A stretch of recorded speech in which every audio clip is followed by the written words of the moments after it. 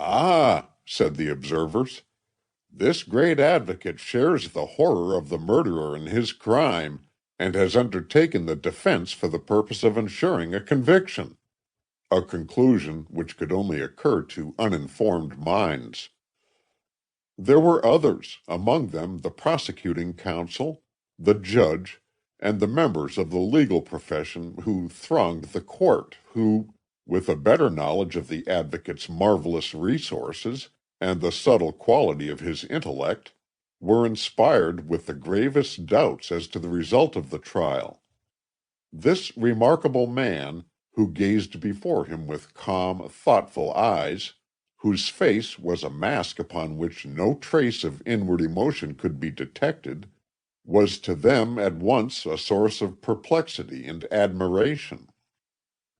Instances were cited of trials in which he had been engaged, in the course of which he had seemed to play so directly into the hands of his antagonists that defeat was not dreamt of until they were startled by the discovery that he had led them into an ambush where, at the supreme moment, victory was snatched from their grasp. And when it was too late to repair their error, they were galled by the reflection that the advocate had so blinded their judgment, and so cloaked his designs, that he had compelled them to contribute largely to their own discomfiture.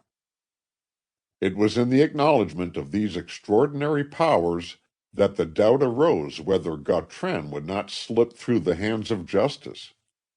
Every feature of the case and the proceedings, whether picturesque or horrible, that afforded scope for illustration by pen and pencil, was pressed into the service of the public, whose appetite for such fare is regarded as immoderate and not over-nice by special correspondents and artists. Descriptions and sketches of the river and its banks, of the poor home of the unfortunate flower girl, of the room in which she had slept, of her habits and demeanor, of her dress, of her appearance alive and dead, and, as a contrast, of Gautran and his vile surroundings. Not a detail was allowed to escape.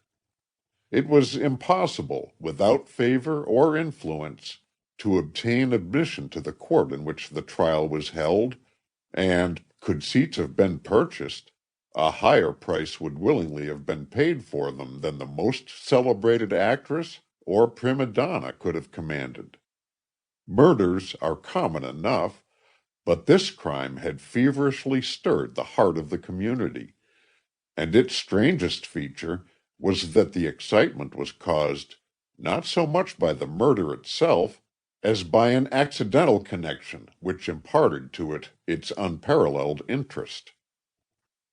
The victim was a young girl, 17 years of age, who, until a few months before her cruel and untimely death, had been a stranger in the neighborhood.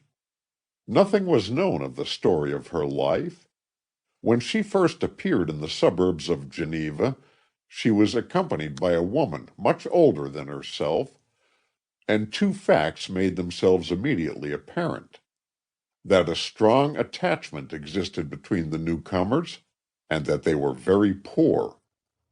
The last circumstance was regarded as a sufficient indication that they belonged to the lower classes. The name of the younger of the women was Madeline, the name of the elder, Pauline.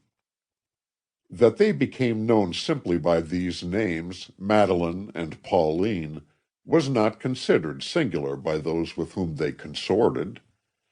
As they presented themselves, so they were accepted. Some said they came from the mountains, some from the plains, but this was guesswork. Their dress did not proclaim their canton, and they brought nothing with them to betray them. To the question asked of them, "What are you?" Pauline replied, "Cannot you see? We are common working people." They hired a room in a small cottage for 3 francs a month, and paid the first month's rent in advance, and their landlady was correct in her surmise that these 3 francs